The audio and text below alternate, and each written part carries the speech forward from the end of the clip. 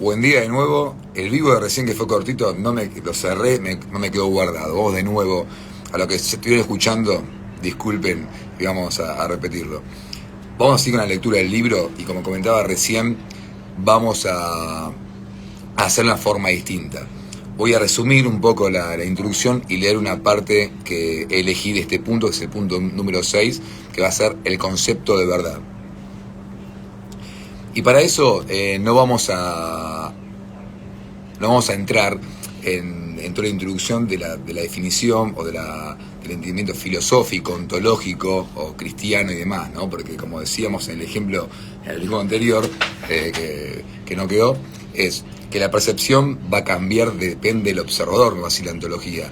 De decir, si para alguien un día lluvioso es positivo porque le sirve para la siembra, para el campo, para alguien que está sufriendo inundaciones no va a ser positivo. Entonces cada marco va a tener su punto observador.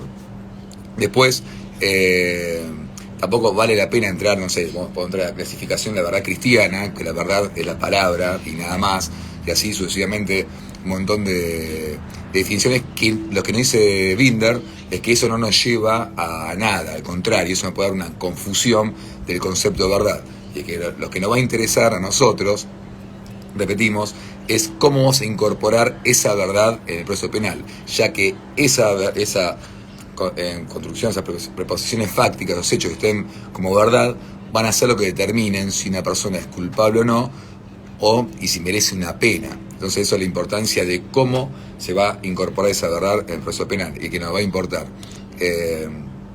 Así bueno, yo para no hacerlo, como contaba recién, para hacerlo tan larga lectura, en ese sentido, hago esta introducción y también voy a leer unos puntos que consideré que son importantes para luego ya entrar a esa forma de introducir la verdad como prueba, como evidencia del sistema penal. Así bueno, vamos a volver a ver lo que marqué. Dice, bueno, punto número 6, la definición de verdad. Si no hablamos aquí del amor de la verdad o que lo verdadero es valioso, lo que nos interesa es que una frase, una proposición, que en nuestro caso puede llevar a una persona vaya a la cárcel, sea verdadera y tenga esa cualidad de verdad. Si se sostiene que Juan, a tal día, a tal hora, en tal lugar, es verdadero, significa que ese día, a esa hora y en ese lugar Juan estaba ahí. Es simple. ¿Cómo llegamos a la afirmación de esa cualidad? Eso es lo que nos vamos a interesar. Lo marqué.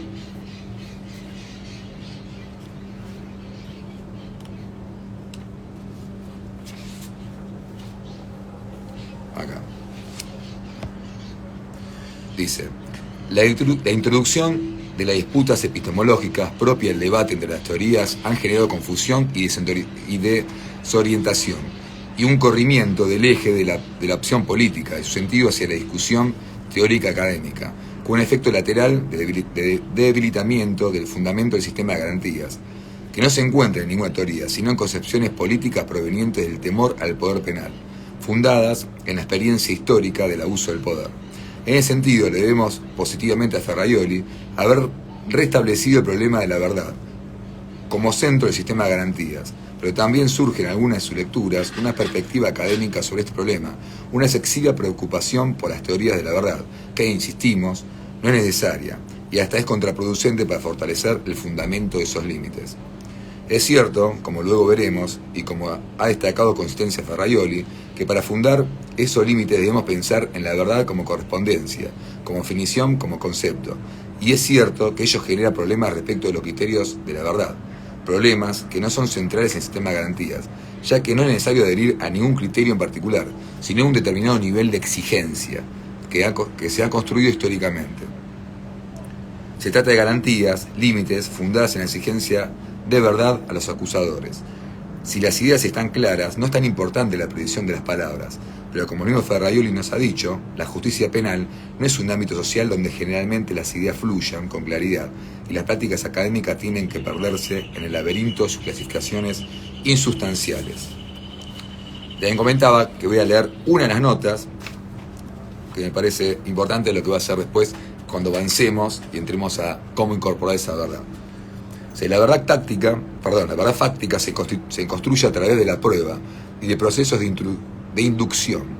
La verdad jurídica se construye mediante la aplicación de las reglas normativas del caso, mediante formas deductivas, con la amplitud de la hermenéutica, que precisan las palabras de la ley. Pero en ambas dimensiones podemos hablar de verdad. 1. Juan ayer hizo esto. 2. En el derecho argentino, quien hizo eso merece una pena.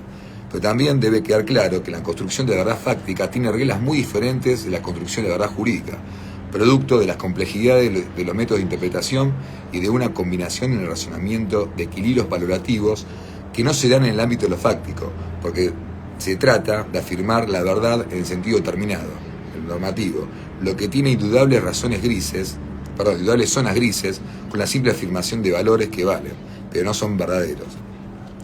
Por eso mismo, como hablamos hace un ratito, es cuando un testigo, una prueba testimonial, que nos va a dar la información de cómo con sus sentidos pudo haber percibido el hecho, no tengo que perder de vista eso, ¿no? También, que para eso sí sirve esa construcción de verdad, de ver cómo adquirió esa información, desde dónde, de qué emocionalidad se encontraba, y un montón de preguntas que nos va a hacer ver que sea válido o no esa incorporación del testimonio, ¿no? que nos está dando.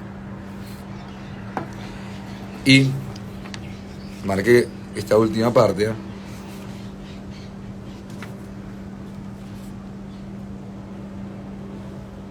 Esto vamos a hacerlo acá. Y dice: aquí quedan claras razones de la preferencia teórica de Ferraioli, pero también su profunda debilidad. En el modelo ilustrado no se profundiza el problema de la verdad, no porque no existen grandes discusiones, solo basta con echar una mirada a la complejidad de las discusiones escolásticas cartesianas, sino porque el problema central era construir legitimidad para un determinado funcionamiento de la justicia penal, en el plano político y social, y no en los estrechos círculos intelectuales que entonces eran tan o más precisionistas que los actuales. Además, hay una contradicción si lo que nos interesa es el concepto de verdad, su significado, no los criterios de cómo se construye esa verdad. Entonces pierde importancia el problema de los compromisos ontológicos y metafísicos, de lo que quiere huir Ferraioli. Debemos volver, pues, al modelo ilustrado que no buscó complicar el problema de la verdad en el proceso con la discusión de la verdad de la filosofía. Al contrario, para destacar el papel de la verdad, los autores ilustrados dieron, por supuesto, el uso ordinario del predicado verdadero, no la noción intuitiva como dice Ferraioli, porque de esa manera aumenta la comprensión social y política del problema. Sustentar el papel central de la verdad en el proceso penal de conocimiento es un problema de los ciudadanos, no de los filosóficos, justamente por la practicidad que vamos a buscar de la verdad y por la consecuencia que va a tener esa construcción de verdad. Linde lo que nos va a decir, y que es lo que me gusta a mí de más allá de la introducción, que como todo tratadista explica un poco de las distintas teorías de la verdad, es que vayamos a lo práctico, al concepto de verdad. Después, por último, marqué que dice así: y lo que más nos debe interesar es que el reconocimiento de las dificultades para construir la verdad no nos lleve a relativizar el concepto mismo de verdad. Relativizar, hablamos con atenuar, ¿no? En particular cuando el uso que queremos hacer de ese concepto es su uso crítico, que construya límites tanto operativos como aquellos que nos permiten decir eso es verdad y por lo tanto llegar a la legitimidad de la aplicación de una pena. Así que bueno, con este vamos a dar por cerrado el punto número 6. Después nos queda el punto que viene, es el criterio para construir la verdad, y después ya empezamos a ir a la parte práctica, que como lo digo siempre, todo el libro a mí me gusta, porque también está bueno estudiar. Creo que no es práctico los fines del vivo, lo de la lectura para no ser engorroso, porque cada uno puede hablar de cómo se llegó a esa construcción, a ese concepto de verdad, y por qué en la historia del derecho penal se descarta un poco la parte filosófica del concepto de verdad, porque eso aleja un poco a la realidad. Creo que muchas veces es lo que siempre hablamos y reiteramos una vez más, que cuando el abuso de tecnicismos nos va a alejar del sentido de justicia y de la incorporación de la verdad y de saber si alguien es culpable o no, pierde sentido. Entonces, por eso vamos a defender siempre lo que va a llevar a lo práctico. Y lo demás sirve para no sé, la intelectualidad o discusiones filosóficas de para quién es el cristianismo, la verdad y todo eso, está ahí. Esto vamos en el punto hoy de imaginar recién lo que es la política, ¿no?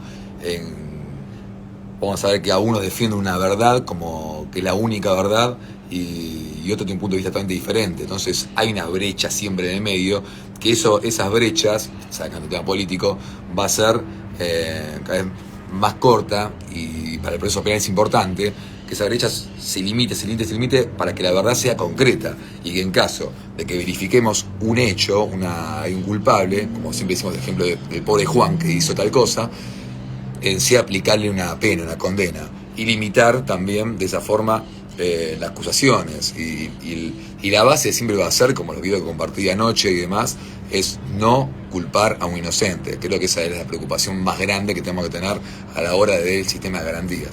Así, bueno, eso es todo por hoy. Salí afuera, acá hoy hace un día hermoso. Esto es la verdad, para mí es hermoso, quizás para otro no.